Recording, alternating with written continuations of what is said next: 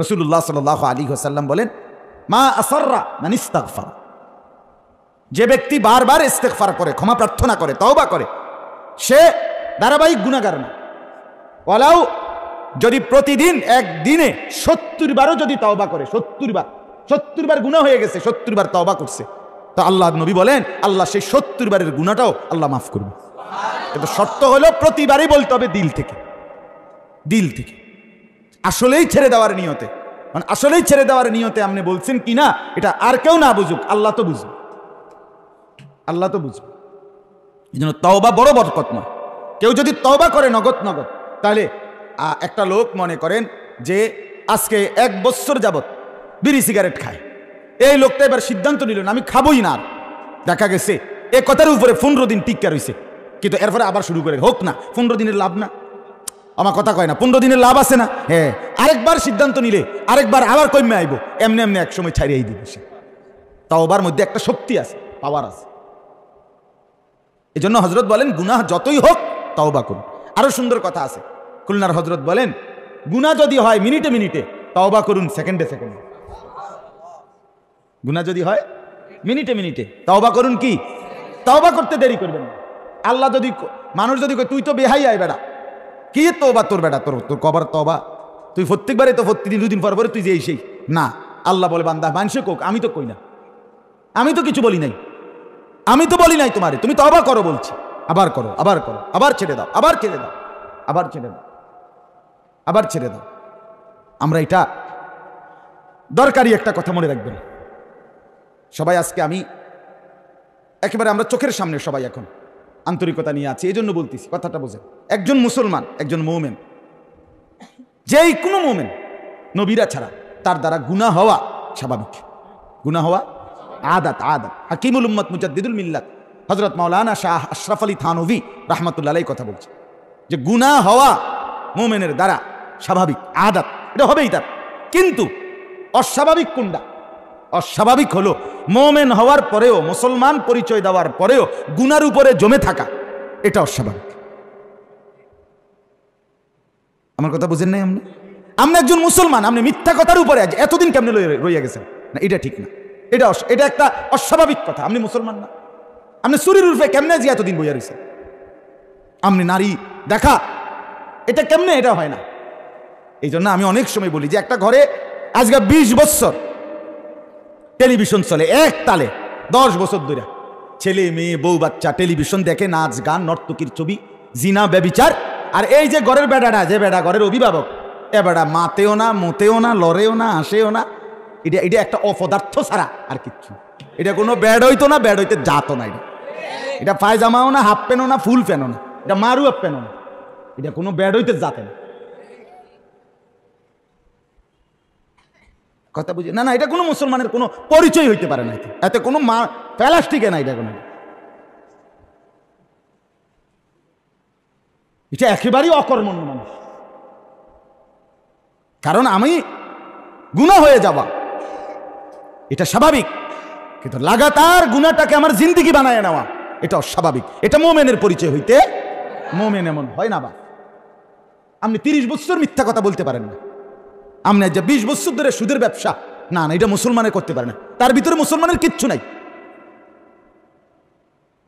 আজকে 20 বছর ধরে, 10 বছর ধরে এবেডি পর্দা করে না, আজকে একটা বছর ছেলেটা কোনোদিন ফজরের নামাজ পড়ে না, না এটা কোনো মুসলমান না, এতে কোনো জাতের লোকে না, নামাজ ছুটে যাইতে পারে।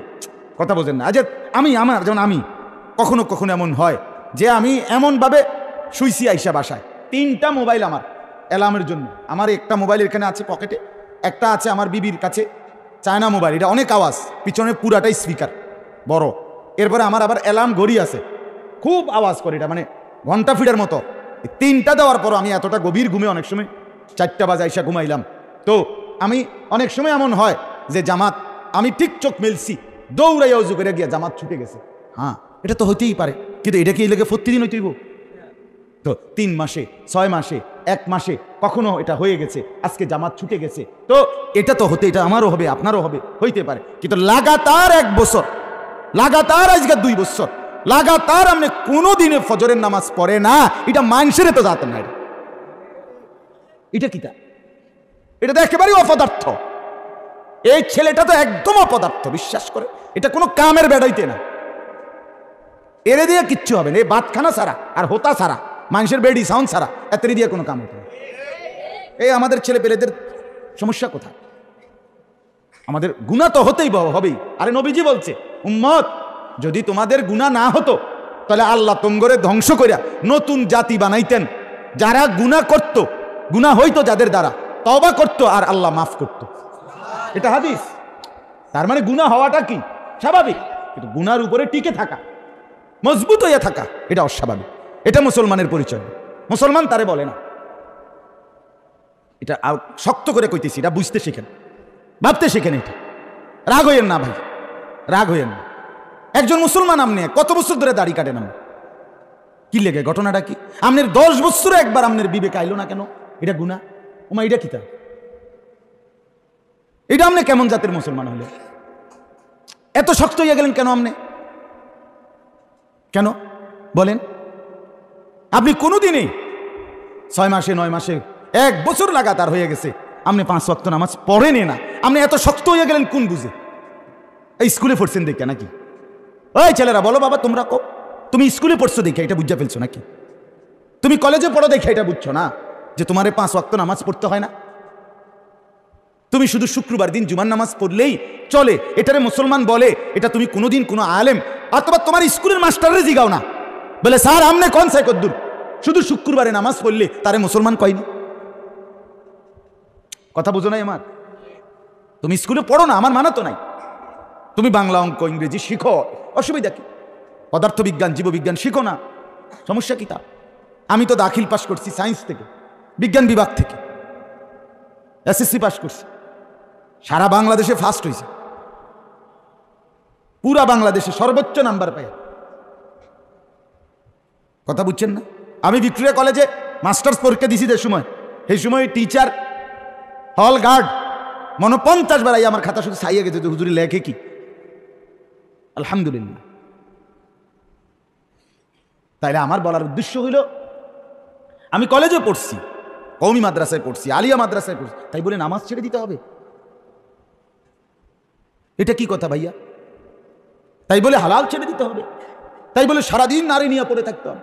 সারাদিন বুঝিয়ে দুনিয়া লইয়া কামরা কামড়ি, টাকা নিয়া, পয়সা নিয়া, হালাল হারাম, জায়েজ না যায়, মিথ্যা, ওজনে কম দেওয়া, সিটারি বাটপারি করে শুধু পয়সা কামাইতে হবে? পয়সার এত দরকার?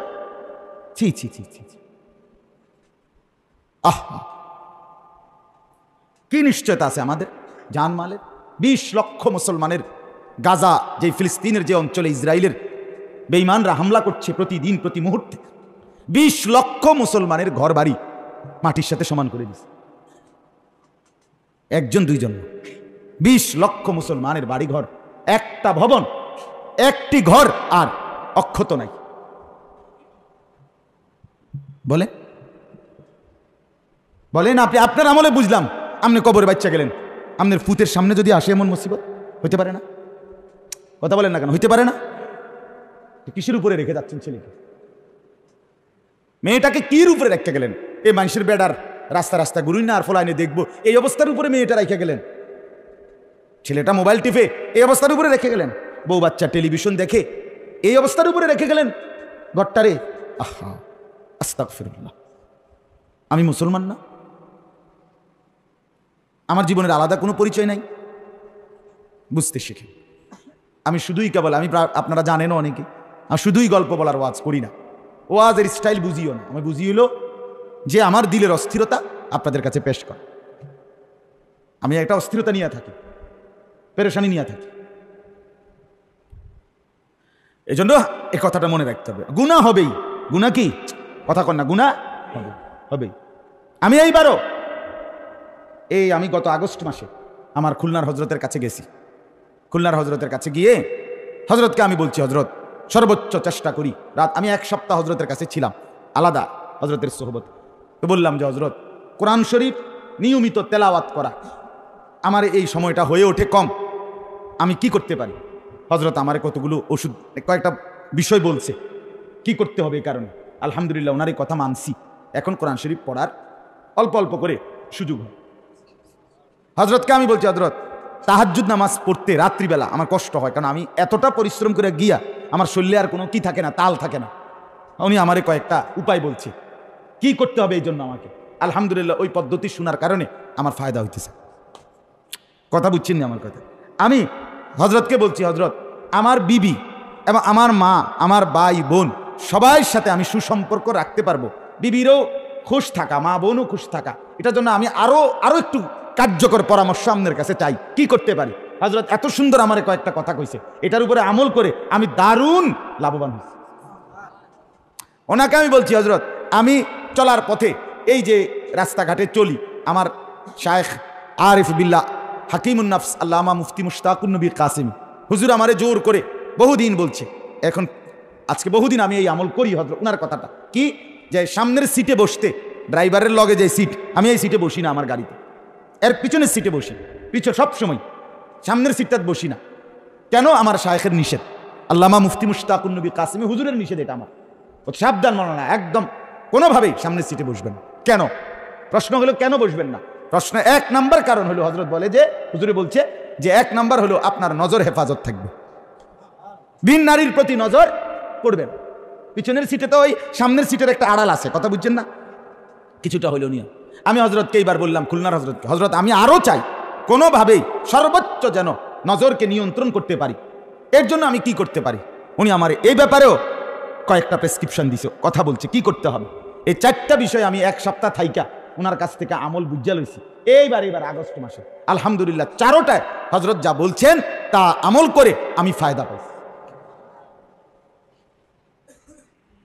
তাহলে ত্রুটি বিচ্যুতি প্রতিনিয়ত বিশ্বাস করেন আমারও আছে, আমি উপলব্ধি করি যে এটা আমার ত্রুটি, এটা আমার ত্রুটি